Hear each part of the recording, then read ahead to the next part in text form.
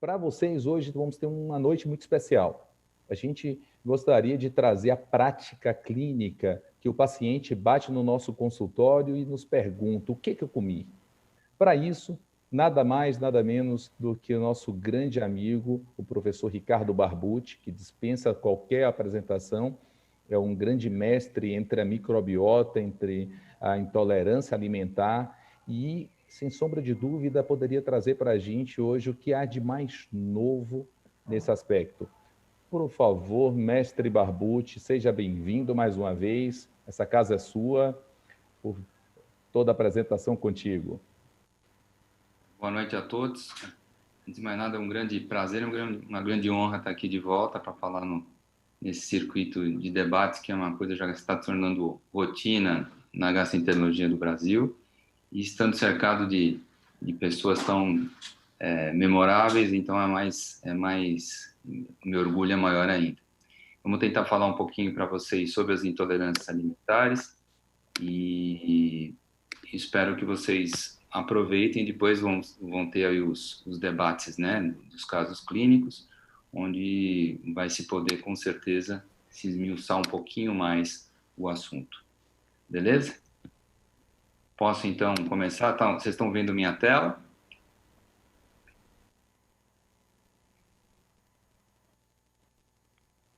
Perfeito? Beleza. Bom, quando a gente fala de intolerâncias alimentares, a gente está falando de um tipo de reação adversa a alimento. Nós temos vários tipos de reação adversa a alimentos que podem ser classificadas também de várias maneiras. As reações imunomediadas e as não imunomediadas, onde se encontram as intolerâncias. Das imunomediadas, nós teremos as alergias alimentares, doenças autoimunes como a doença celíaca, e das intolerâncias, os defeitos enzimáticos, como a lactose, os defeitos no transporte, como a frutose, eventualmente drogas e outros gatilhos desconhecidos. As intolerâncias a carboidratos, especificamente, elas podem ser de etiologia genética e de etiologia não genética. As de etiologia genética podem ter um início mais precoce, como, por exemplo, intolerância a sucrases ou maltase, glicose e galactose, e a intolerância à lactose congênita, a deficiência de lactase congênita, um assunto um tanto quanto raro, praticamente restrito à Lapônia, e a gente está muito longe disso. Das etiologias genéticas de início tardio, o exemplo mais clássico é a deficiência de lactase do adulto ou a hipolactasia primária do adulto, que apesar desse nome, como vocês vão ver no quadro clínico durante a nossa apresentação, costuma se apresentar em qualquer faixa etária, normalmente a partir dos 5 anos de idade. As etiologias não genéticas associadas a intolerâncias a carboidratos, nós temos as intolerâncias funcionais, onde não há necessidade de a gente quebrar o carboidrato, já que aqui nós temos monossacarídeos, como a frutose, sorbitol e a trealose, e as alterações funcionais ainda não confirmadas, onde a gente encontra os FODMAPs. As reações adversas a alimentos ainda podem ser classificadas como tóxicas e não tóxicas, especificamente as não tóxicas, o DETSA, que é a alergia alimentar, e as não imunomediadas, como as intolerâncias propriamente ditas. As alergias alimentares, elas podem ser IgE-mediadas, parcialmente IgE-mediadas e também não IgE-mediadas, enquanto que as não imunes, as intolerâncias, podem ser por deficiência enzimática, farmacológica ou ainda indefinida. A reação adversa alimentar ainda pode ocorrer após a suplementação ou uso de aditivos alimentares, como sulfitos, benzoatos e o próprio glutamato monossódico. Essas substâncias, elas são adicionadas a alimentos, normalmente para realçar o sabor ou para conservá-los de maneira menor, como é o caso dos sulfitos, encontrado, por exemplo, em vários tipos de vinhos. Entretanto, essas substâncias podem se apresentar naturalmente em alguns alimentos e podem levar a casos de intolerância e sintomas bastante graves. Todos os sulfitos, os benzoatos e o glutamato podem se apresentar normalmente em alguns alimentos, mas algumas outras substâncias são mais importantes nesse ponto de vista, como, por exemplo, a histamina, que pode dar uma síndrome que a gente vai falar brevemente para os senhores, e também a adição de salicilatos. Para a gente entender um pouco mais sobre a manifestação clínica das intolerâncias alimentares, a gente vai falar um pouquinho sobre a microbiota também. É óbvio que se são alimentos, uma vez consumindo alimentos, nós mudamos a nossa microbiota. A alimentação talvez seja um modo mais rápido da gente alterar a nossa microbiota, para o bem ou para o mal, promovendo então desequilíbrio da microbiota e uma série de consequências que advêm a partir desse desequilíbrio. Uma vez entrando, então, em disbiose, várias coisas acontecem no nosso intestino, que passam, então, pela diminuição da produção de muco amarelo, diminuição de IgA, diminuição da produção de substâncias como as defensinas e, principalmente, a falta de atividade dos tight junctions da mucosa intestinal. Isso se traduz por um aumento da permeabilidade intestinal, o famoso leaky gut. Com esse aumento da permeabilidade intestinal, bactérias, seus produtos e inclusive antígenos alimentares podem então passar para as camadas mais profundas do intestino, gerando então, atraindo a migração de células inflamatórias para essa região, como por exemplo os mastócitos, importantes inclusive para o diagnóstico das intolerâncias alimentares, como a gente vai mencionar mais para frente. Esses mastócitos vão degranular, produzir uma série de citocinas, leucotrienos, histamina principalmente, histamina essa que diretamente interfere na função intestinal, já que ela é um importante fator estimulador da contração da musculatura lisa, aumenta a secreção de água e eletrólitos e aumenta a sensibilidade intestinal. Essas citocinas produzidas pelos mastócitos atraem outras células inflamatórias, como os linfócitos e os macrófagos, acentuando então a inflamação que ocorre na nossa submucosa intestinal. Essa inflamação então é percebida por fibras nervosas aferentes, que vão levar essa informação para o nosso sistema nervoso central, que modula, filtra, trata essa informação e manda uma resposta diferente, alterando motilidade, alterando secreções, alterando sensibilidade do nosso tubo digestivo. Ainda, esses mesmos antígenos bacterianos podem modificar a resposta imune nossa, não só do intestino, mas de todo o nosso organismo, já que os mesmos scannerzinhos presentes nas células de Panay, que vão levar a uma resposta intestinal alterada quando existe desequilíbrio, também estão presentes em células muito importantes, as células dendríticas, que são, como os senhores sabem, os maestros da resposta imune, não só intestinal, como também extraintestinal. A microbiota ainda pode ser reconhecida por receptores específicos localizados nas células endócrinas do intestino, do mesmo jeito que também existem receptores gustativos aqui, a gente vai falar um pouco mais sobre isso. Modificando-se então a microbiota através da dieta, essa microbiota modifica a secreção de neurotransmissores. Células específicas como as células neuropod fazem contato direto com fibras nervosas aferentes que levam essa informação para o nosso sistema nervoso central. A própria microbiota, várias bactérias, podem produzir elas mesmas neurotransmissores, aminoácidos, aminas vasoativas, que uma vez então absorvidas, caem na circulação e atuam diretamente sobre o intestino e eventualmente em órgãos à distância, funcionando como verdadeiros fármacos, como verdadeiros hormônios. Além disso, nós temos nessas mesmas células endócrinas receptores gustativos. Na verdade, nós temos mais receptores gustativos no nosso intestino do que a gente tem na nossa boca.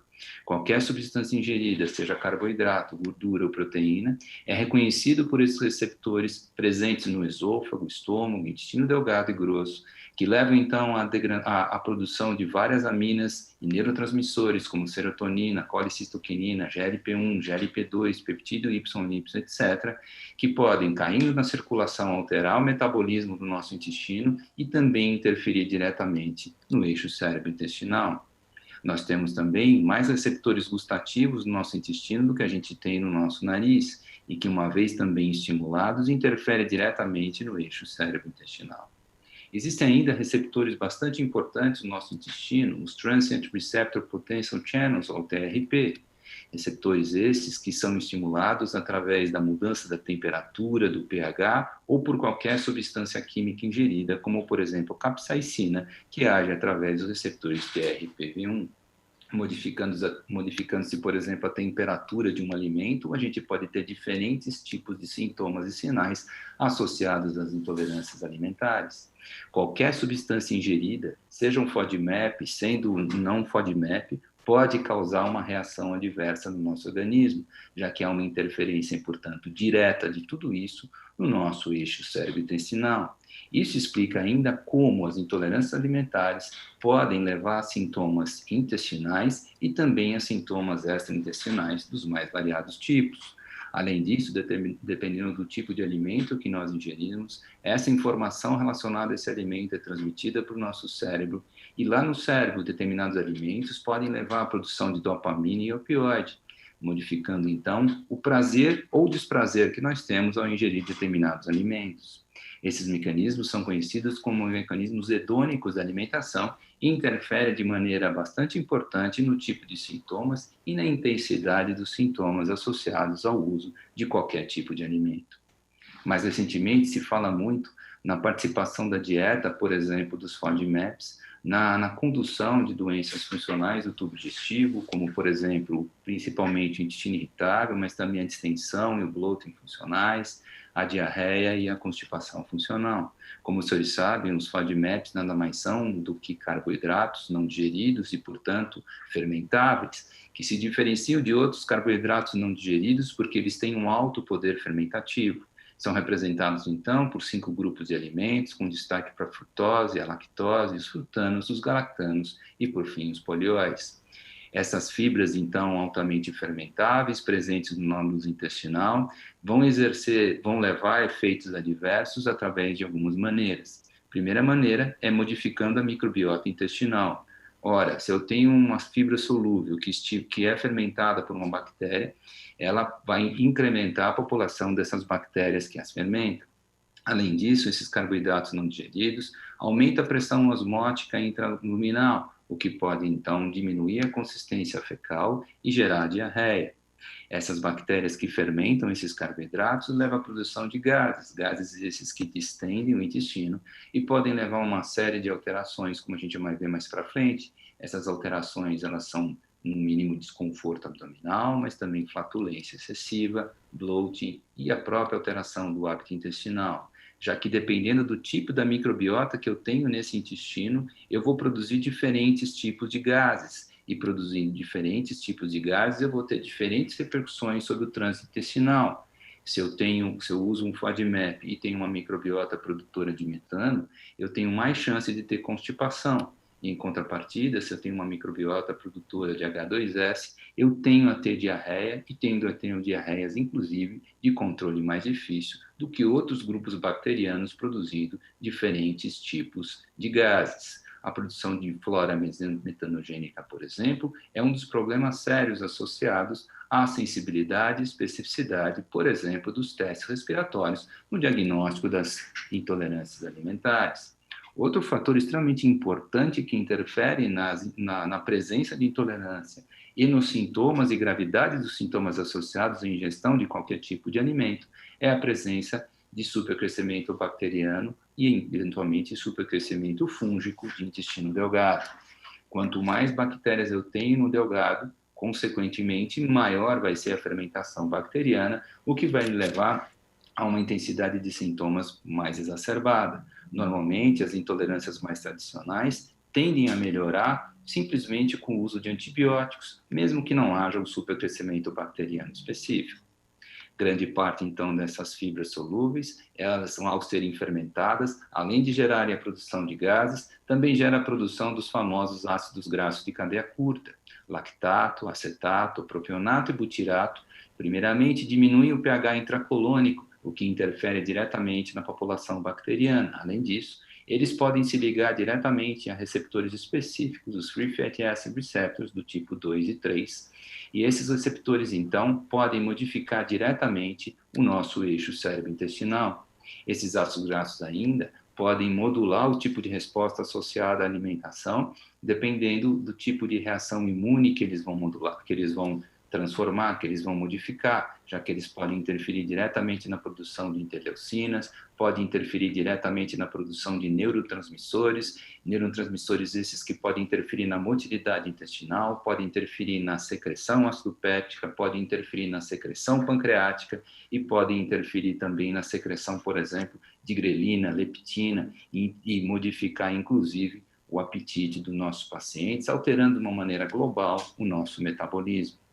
Por exemplo, quando nós passamos a não ingerir prebióticos, quando a gente, então, restringe os FODMAPs dos nossos pacientes, uma série de consequências nefastas podem acontecer para o nosso organismo, já que não havendo, então, prebióticos para o consumo dessas bactérias intestinais, elas acabam consumindo o muco do nosso intestino, gerando a produção dos famosos ácidos graxos de cadeia curta do mal, como o isovalerato, o isobutirato, substâncias essas que são pró-inflamatórias, além de aumentarem, por exemplo, o risco de neoplasias colônicas. Além disso, os alimentos eles podem modular o tipo de reação adversa que nós temos, dependendo da carga genética que eles trazem. É óbvio, quando eu me alimento, eu trago bactérias junto com o meu alimento, eu trago fagos junto com o meu alimento, fagos e bactérias essas que podem trocar material genético com os meus fagos, com as minhas bactérias, inclusive com os próprios enterócitos e colonócitos, modificando então a função intestinal e interferindo sobremaneira na resposta à ingestão de determinados alimentos. Além dos receptores gustativos, olfativos e de outras substâncias químicas, como o TRP, nós temos mecanorreceptores. Mecanorreceptores esses que, uma vez estimulados pela distensão do intestino, do estômago, podem, então, modificar a motilidade intestinal e, inclusive, a secreção de vários hormônios e neuropeptídeos, como é o caso da gastrina, da serotonina, da grelina, e isso interfere diretamente na resposta associada a intolerâncias alimentares. A infecção por Helicobacter pylori é outro fator que pode interferir diretamente nas intolerâncias alimentares, já que mudando a fisiologia do estômago, aumentando, por exemplo, a secreção ácido péptica ou diminuindo essa secreção ácido péptica, o Helicobacter pylori interfere indiretamente na produção de grelina, leptina, melatonina, CCK, secretina, GLP-1, GLP-2, etc., além de promover essa alteração do ácido clorídrico, também efeitos benéficos, como, por exemplo, a desnaturação de antígenos alimentares e modificar, então, a função desses neurotransmissores. Nem sempre o Helicobacter é tão ruim como a gente pensa. Um dos tipos de intolerâncias mais na moda aqui no Brasil, e principalmente no hemisfério norte, é a tal da intolerância ao glúten ou intolerância ao trigo de natureza não celíaca. A coisa é de tal importância que quase um terço da população americana faz dieta sem glúten. E a maioria faz dieta sem glúten simplesmente porque acha legal fazer uma dieta sem glúten. São poucos os pacientes que, de fato, têm algum tipo de melhora dos seus sintomas com a retirada do glúten. E esses sintomas nefastos associados à ingestão do glúten podem acontecer em 3 situações específicas.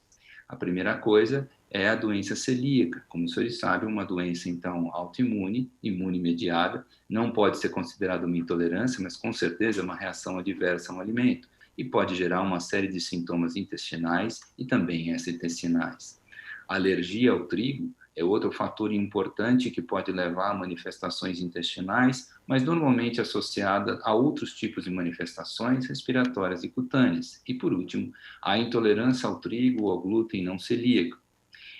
Existem algumas evidências que grande parte da população pode ter, de fato, um aumento da permeabilidade intestinal ao consumir glúten, especificamente aqueles pacientes que são HLA DQ2 e DQ8. Esse aumento da permeabilidade intestinal pode aumentar o risco de intolerâncias a vários alimentos, especificamente aqui ao glúten. É mais correto falar em intolerância ao trigo não celíaco, já que nem sempre essa intolerância é secundária especificamente ao glúten. Substâncias como os frutanos, que são carboidratos, também podem gerar intolerância, e outras proteínas, além da gliadina, podem gerar também vários tipos de reações, principalmente alérgicas, motivando então o aparecimento de vários tipos de sintomas. A intolerância ao trigo, na verdade, não é uma intolerância clássica, já que existe uma certa imunomodulação associada a esse tipo de intolerância. O que se vê é que as proteínas do trigo podem se relacionar diretamente com a alteração da permeabilidade intestinal e gerar uma reação imune, sim, na submucosa intestinal, só que uma reação diferente daquela que ocorre na doença celíaca, onde existe destruição da mucosa intestinal.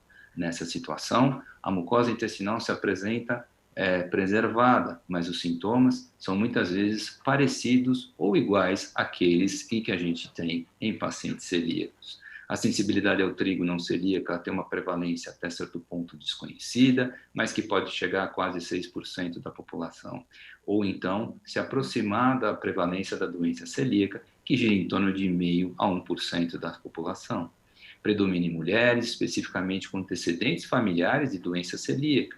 48% desses pacientes têm síntese irritável associado, 30% dos indivíduos com síntese irritável têm intolerância ao trigo não celíaco, 35% têm outras intolerâncias associadas, com destaque para a lactose, e 22% têm alergia alimentar clássica IgE mediada. A história clínica, antecedentes familiares, as doenças associadas e, eventualmente, a negativação de determinados anticorpos, ou a não presença desses anticorpos, pode fazer, então, o diagnóstico de intolerância ao trigo, embora as biópsias duodenais e, como a gente vai ver, até a antigliadina, eventualmente pode aumentar a chance do nosso paciente ser diagnosticado com esse tipo de intolerância. Essa é a única intolerância que existe alguma evidência que anticorpos IgG podem facilitar o diagnóstico. Esse trabalho do professor Fasano na Itália mostra claramente que indivíduos que têm IgG positivo para gliadina, adultos, né, quando a gente restringe o glúten, eles têm uma chance maior de melhorar os seus sintomas associados a esse tipo de intolerância. Um outro grupo italiano desenvolveu o que a gente chama de Oral Mucosa PET Test for Gluten, que nada mais é do que a colocação de um PET de glúten na mucosa interna oral e se observar, então, se existe ou não lesão associada. Havendo lesão, o diagnóstico de intolerância ao trigo pode ser feito. Do mesmo jeito que existem algumas evidências de que a aplicação de extratos de determinados alimentos, como, por exemplo, o próprio glúten, em mucosa colônica também pode levar a uma alteração que pode se relacionar com os antígenos alimentares. Biópsias de intestino mostrando infiltrado eosinofílico, mastocítico e hiperplasia linfóide também podem ajudar no diagnóstico de intolerância ao trigo não celíaco. Né? Essas alterações histológicas são mais frequentes nesse grupo de população com intolerância do que em pacientes sem intolerância a qualquer tipo de alimento. Outro tipo de exame que pode nos ajudar a fazer diagnóstico, principalmente a intolerância ao trigo não celíaco, mas também de eventuais alergias alimentares e outras hipersensibilidades, por exemplo, a alimentos, é o que a gente chama de teste de estimulação basofílica, ou Basophil Activation Test, ou BAT, em que se isola o sangue do paciente, se isola os basófilos e se expõe esses basófilos a antígenos alimentares desejados, verificando então se eles degranulam ou não. Se eu fizesse teste basofílico e, por exemplo, introduzir uma dieta pobre em FODMAP para o meu paciente com síndrome irritável, se o teste basofílico foi positivo para determinado alimento, por exemplo, frutano, a resposta à retirada do frutano e melhora da sintomatologia é muito maior do que se fizer uma restrição de um grupo de FODMAPs específico sem qualquer orientação por teste prévio.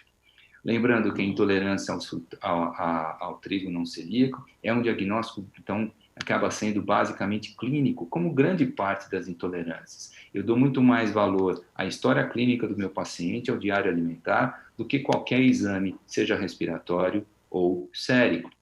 No caso da intolerância ao trigo não celíaco, o diagnóstico é basicamente clínico. Então, o paciente piora quando consome glúten, melhora quando tira o glúten, e eu faço isso por 3 vezes no mínimo, o diagnóstico de intolerância ao trigo ou ao glúten é confirmado. Os erros do metabolismo da frutose podem levar a uma série de sintomas relacionados ao consumo desse monossacarídeo. A maioria das vezes são de expressão do pediatra, né, e muitas vezes podem levar a hipoglicemia extremamente grave. O que a gente vê mais frequente nos adultos é a intolerância à frutose simples, que nada mais é do que um erro no transporte, na absorção da frutose pelos receptores localizados na parede intestinal. Lembrando que a frutose pode ser transportada por 2 tipos de receptores, 2 tipos de canais, o GLUT2, que transporta a glicose e a frutose, e o GLUT5, exclusivamente transportador da frutose. Qualquer um vai ter intolerância à frutose se consumir quantidades de frutose acima daquela tolerada por esses canais transportadores. Normalmente, acima de 50 gramas de frutose vão dar sintomas em qualquer um, tendo intolerância ou não tendo intolerância. Como a frutose é de metabolização e de fermentação mais proximal, mais no delgado, a intolerância à frutose com frequência acompanha a síndrome do supercrescimento bacteriano. Inclusive, a frutose pode até ser utilizada como método diagnóstico para supercrescimento, tamanha a relação que existe entre o supercrescimento bacteriano e a intolerância à frutose, o que faz com que muitos pesquisadores advoguem que intolerância própria à frutose não existe. O que existe seria uma fermentação mais precoce da frutose em alguns pacientes que consomem esse monossacarídeo. A intolerância à lactose, sem dúvida, é a mais frequente no mundo inteiro. 70% da população do planeta não digere lactose. 30% desses pacientes pode ter, então, sintomas relacionados com essa má digestão, que são, então, que recebem o nome de intolerância à lactose. São três, basicamente, os quadros relacionados com isso: a deficiência congênita de lactase, muito rara, a deficiência secundária de lactase. Secundária é qualquer doença que existe dano da mucosa do intestino delgado, danificando a borda de escova dos enterócitos e fazendo com que haja a perda dessa enzima. É importante a gente dizer que a lactase é a enzima mais superficial e, portanto, mais afetada quando existe lesão do delgado. Entretanto, pode haver também intolerância à sacarose, né, associada a essa mesma lesão, já que a sacarase também e a maltase também são localizadas nessa região. E, por fim, o mais frequente, que é a deficiência de lactase primária ou deficiência de lactase do adulto. Essa doença leva a uma série de sintomas, não em todos os pacientes. Normalmente, quem vai ter sintoma, quem vai ter intolerância, é representado basicamente por 30% dos indivíduos que têm má digestão ou má absorção de lactose. Os sintomas intestinais são bastante comuns, com destaque para dor abdominal, distensão, bloating, flatulência excessiva, uma frequência um pouco menor a diarreia, eventualmente constipação em 30% dos pacientes, especificamente aqueles que têm microbiota produtora de metano, e eventualmente náuseas e vômitos. Recentemente, têm sido reconhecidos também sintomas sistêmicos associados à intolerância à lactose, que passam por enxaqueca, cefaleia crônica, perda da concentração, fraqueza, mialgia, artralgia e, eventualmente, maior predisposição para o desenvolvimento de alergias, muito provavelmente por interferência da má digestão da lactose, causando disbiose e causando aumento da permeabilidade intestinal. É uma doença classicamente genética e classicamente ligada aos critérios de evolução de Darwin, já que etnias onde não existia hábito de criar gado ou consumir leite, acabou-se então se desenvolvendo uma população sem necessidade de digerir lactose. Trabalhos no nosso meio, no nosso grupo, capitaneado aí pela doutora Regiane Matara, que faz os nossos testes de respiratórios de vários tipos, mostraram que no Brasil 100% dos japoneses, por exemplo, não digerem lactose, 57% dos pardos, 80% dos negros e 60% dos caucasoides. Portanto, em indivíduos descendentes de japoneses, provavelmente coreanos e chineses, esse teste de tolerância à lactose ou teste de pesquisa de hipolactasia é, teoricamente, desnecessário ser feito. Uma coisa interessante é que existe a possibilidade de a gente entender o grau de manifestação secundária à má digestão de lactose através da biópsia intestinal. O que a gente vê é que quando a gente acaba pesquisando os mastócitos, então intracolônicos, a gente vê que se o indivíduo tem má absorção e não tem intolerância, o infiltrado mastocítico é menor do que quando existe intolerância à lactose clássica associada ao consumo desse carboidrato. Nós também temos a intolerância à proteína do leite, um tanto quanto novo esse conceito. Muitos pacientes que têm intolerância à lactose, às vezes restringem a lactose e continuam com os sintomas. Nesses pacientes, não havendo alergia à proteína do leite, eles podem eventualmente ter o que a gente chama de intolerância à proteína do leite. A grande maioria das vacas de origem holandesa e que fornecem leite para a nossa população apresenta uma proteína específica que é a 1-beta-caseína. Em alguns pacientes, essa proteína, ao ser quebrada, dá origem a uma substância chamada beta-casomorfina 7, que é um antagonista amiopioide e pode levar a uma série de alterações intestinais, principalmente diarreia. A substituição de leites A1-beta-caseína por leites A2, o que a gente chama de leites A2A2, corrige os sintomas relacionados com o consumo de leite, corrigindo então esse tipo de intolerância. Há intolerâncias a aditivos alimentares, como sulfitos, benzoatos, e principalmente aquelas associadas à ingestão de aminas vasoativas, como, por exemplo, a histamina, também pode ser bastante frequente e levar a sintomas bastante diferentes daqueles encontrados nas intolerâncias alimentares clássicas.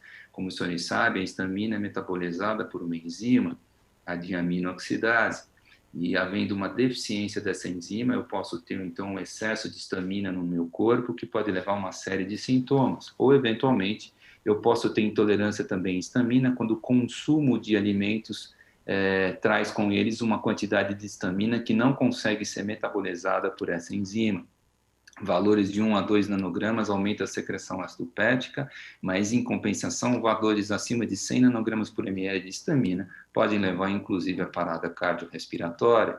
Lembrando que grande parte dos vinhos, eles podem ter também uma quantidade razoável de histidina e histamina, podendo levar a uma série de sintomas intestinais e extraintestinais.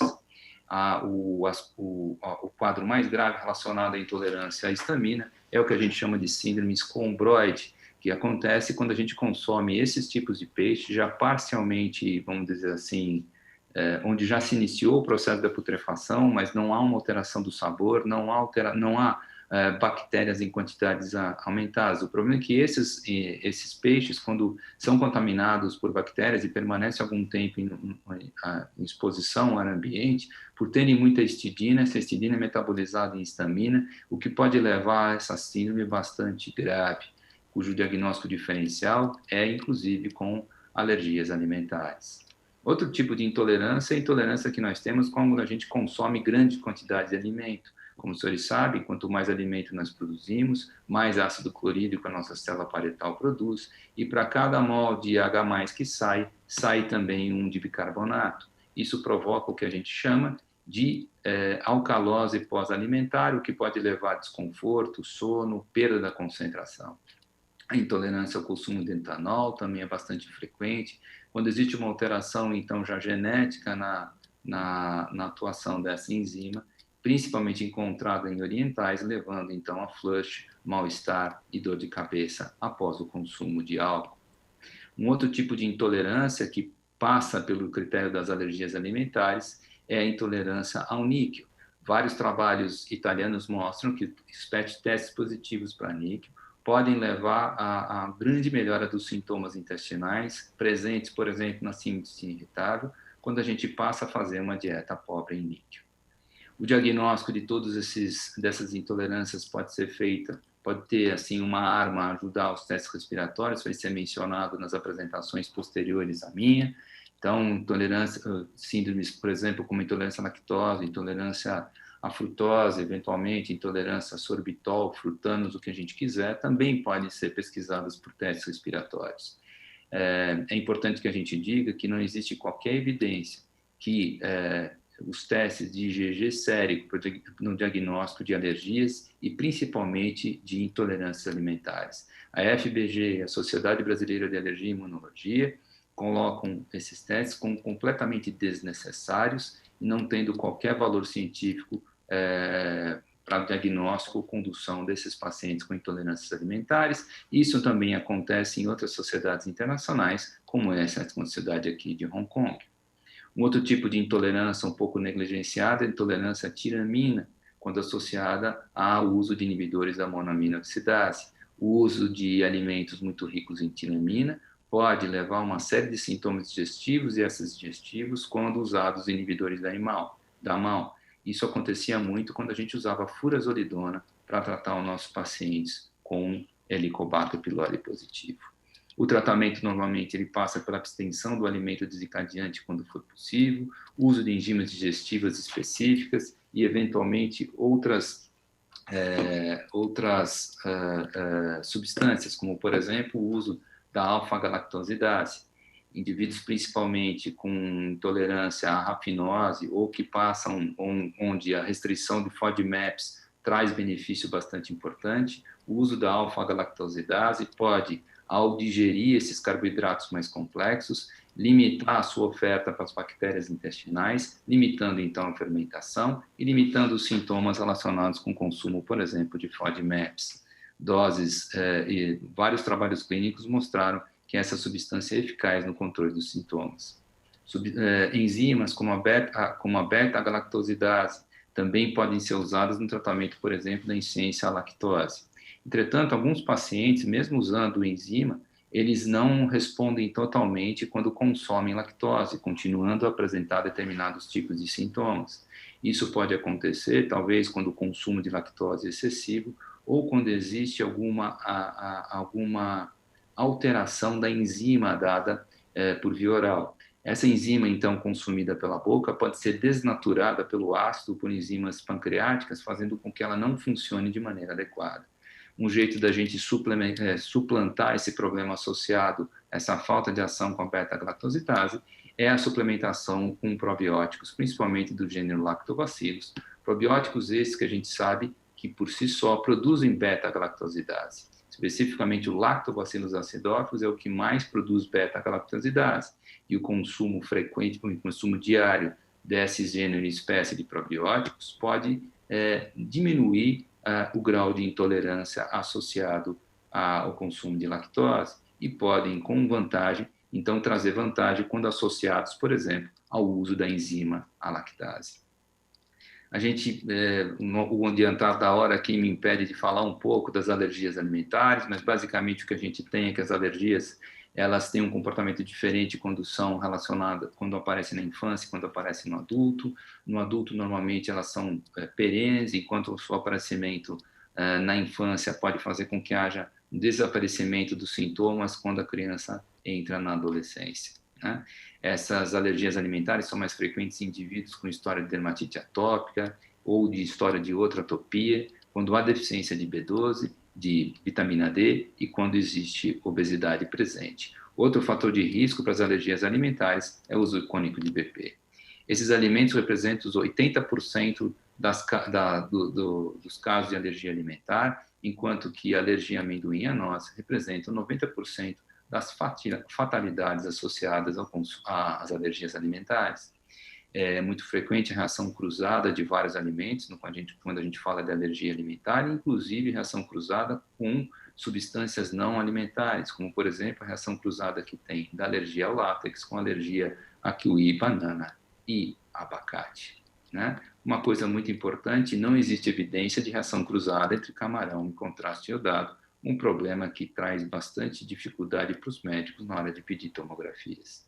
Existem algumas expressões diferentes das síndromes alérgicas, como, por exemplo, a síndrome alérgica oral, onde o indivíduo ele vai ter uma manifestação mais branda de alergia alimentar. Normalmente, o indivíduo tem uma alergia a pólen e existe um antígeno do pólen parecido com o antígeno terminado à fruta, o que faz, então, com que o paciente consumindo essa fruta desenvolva essa alergia.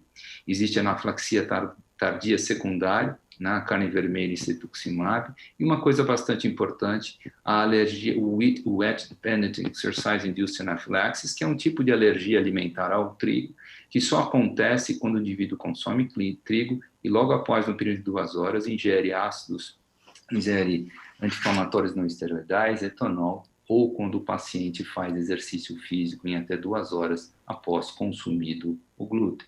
O diagnóstico normalmente depende, então, da anamnese, do exame físico, exames como o skin prick test, o prick to prick, e, eventualmente, até o próprio, a IgE sérica, né, também, e o immunocap, e até o BET test pode ser utilizado para o diagnóstico. O padrão ouro é o teste provocativo oral, que deve ser feito só em ambiente hospitalar, já que pode levar à reação de anafilaxia. Os sintomas e sinais são muito variáveis de indivíduo para indivíduo, basicamente dependendo dos alimentos consumidos em conjunto, da história prévia, dos medicamentos utilizados em conjunto e da própria microbiota, então, como a gente já mencionou para os senhores. É isso que eu queria falar para os senhores. Muito obrigado pela atenção.